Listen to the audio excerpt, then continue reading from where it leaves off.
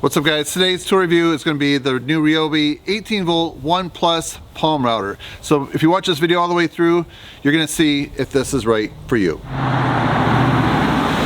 It's Tool Review Tuesday, roll the intro.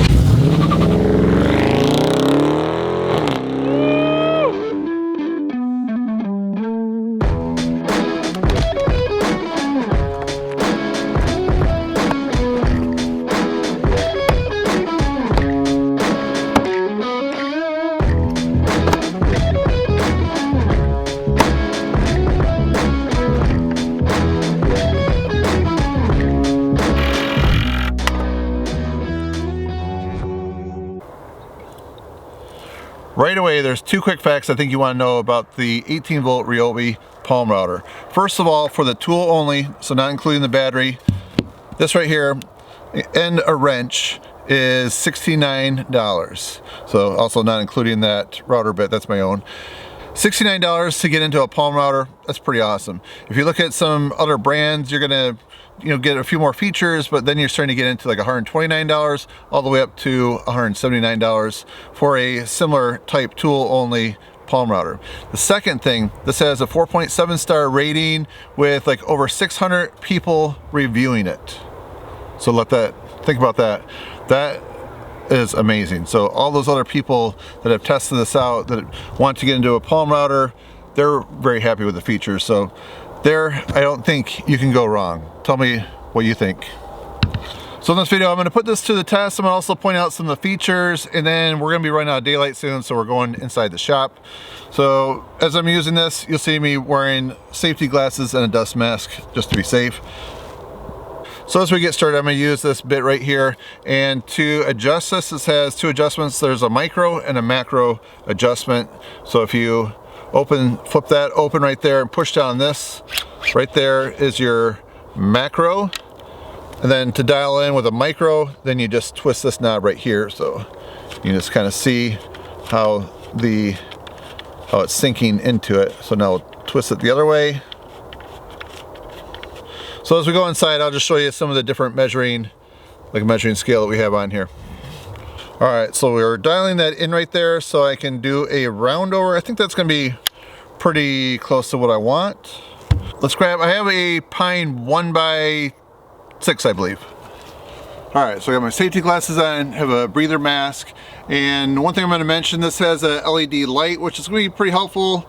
So you kind of see, just so you know, it's one LED light.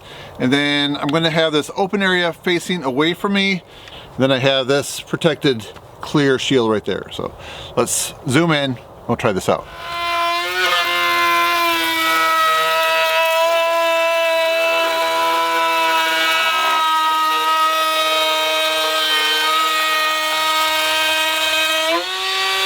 Okay, we're gonna lower this down a little bit.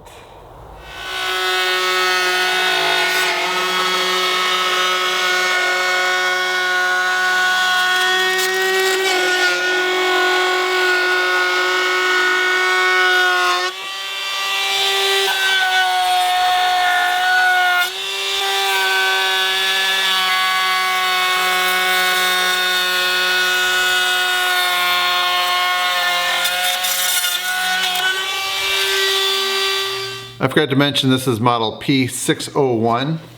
And what's cool about the 18V 1 Plus system, there's over 100 different tools that you could run on this battery right here that Ryobi makes. So I want to just take a quick moment to show you some of the specs, and then I'm going to do some more routing using this flush cut bit right here. So this boasts over 600 linear feet per charge, and I believe with that asterisk right there means it's a 4 amp hour battery, and it's like a round over bit, like in pine or something like that. So it has one speed. This is not adjustable speed, so it's 29,000 RPMs. 3-year limited warranty. Has a die-cast base for maximum durability, quick release lever for easy depth adjustment and base removal. LED light. Has a flat battery surface which allows for easy, stable bit changes. So I'm recommending, so yeah, that's great, that's flat. It can sit there to change the bits out, but I recommend taking that out and that's still flat.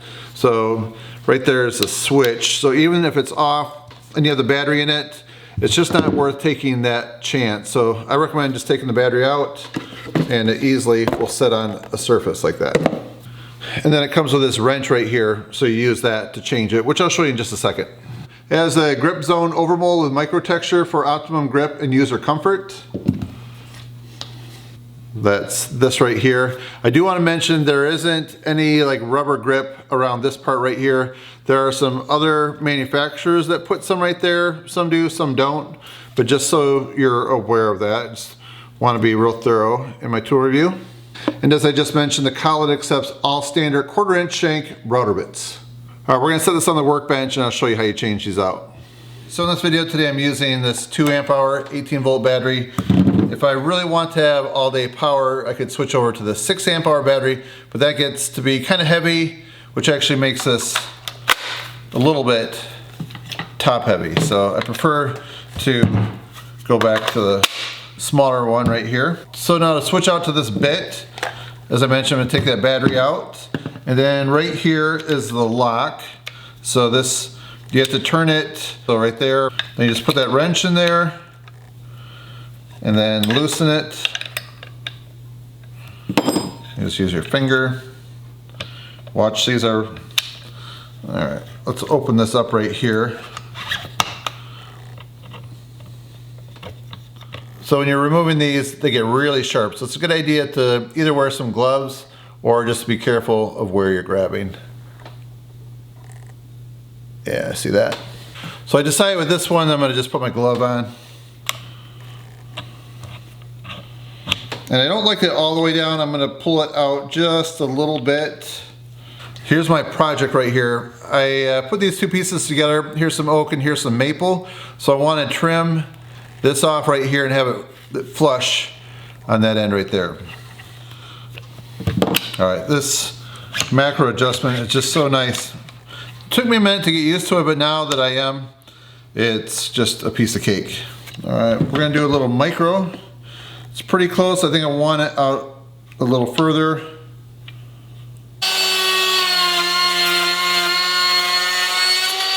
All right, so it cleaned this end up pretty well. All right, so I noticed I leaned into it a little bit too much right there, but the rest of it seems to be nice and flush. I wonder if I can cut this end off right here. Let's, for kicks, give that a shot.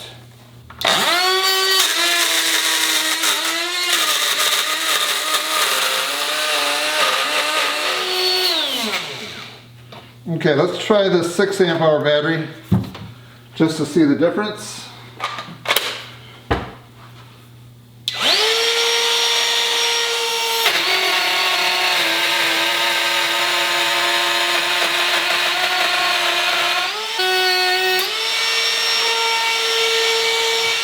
This may have moved a little bit on me, so I'm going to go back through, do a little micro adjustment, and try that one last time, because there's a little bit up here that could be cleaned up.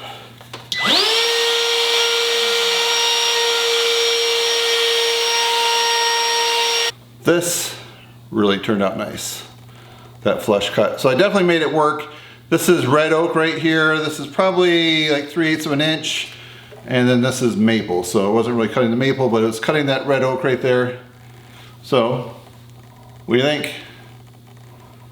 Bam. You know, so the smaller battery definitely was working, but it seemed like when I put the 6 amp hour battery in, when it was working on this really tough red oak right here, that it just seemed to power through just a little bit more. So, for tougher things, I think I'll go with this. Maybe like for softer wood, like pine, things like that, then maybe I'll use a lighter one. So one of the things I'm noticing is the switch location. For me, I'm thinking it might be easier to have it on the side, but you know, this works too. I just have to get used to that. I just feel like when I'm pulling it back, I'm looking around for a second.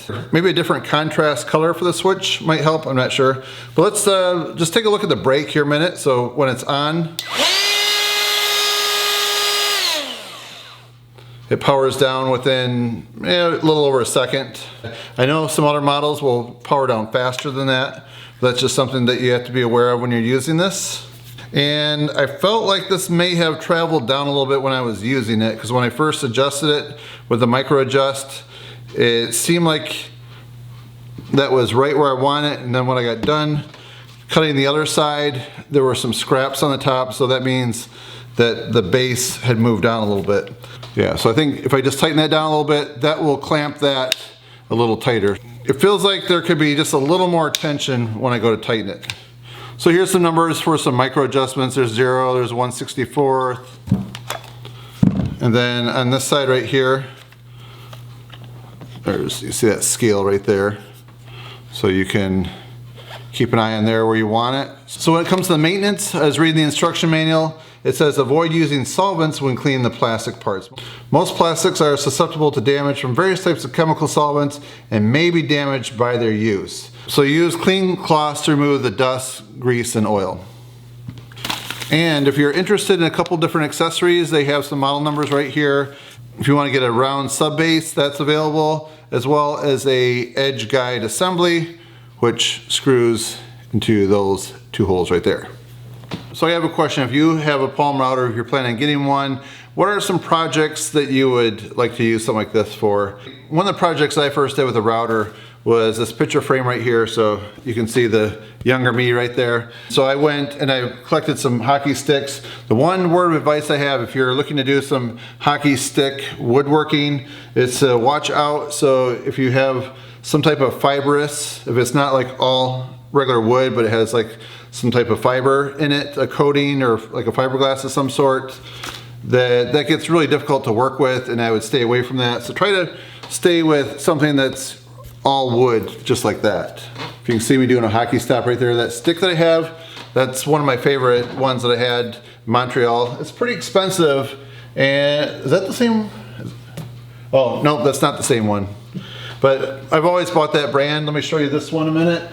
This stick ended up having a fracture to it, so I just hang it up on the wall. It's kind of one of my favorite ones. So yeah, this veneer on there, it's just some type of a fiber on there that can just make it a little bit tricky if you're getting into doing routing with it. So I'm wondering if you're into hockey, what brand of sticks do you like to use? You know, winter's almost here. I'm kind of getting the feel for getting back on the ice again. You know, another project I have for this whiteboard right here, I may want to use this once in a while in my videos, but I was thinking about putting some kind of wood around that, maybe some rough sawn cedar, or maybe some barn wood. That's something I'm trying to figure out still, so what do you guys think? So I think for $69, you know, you really can't go wrong.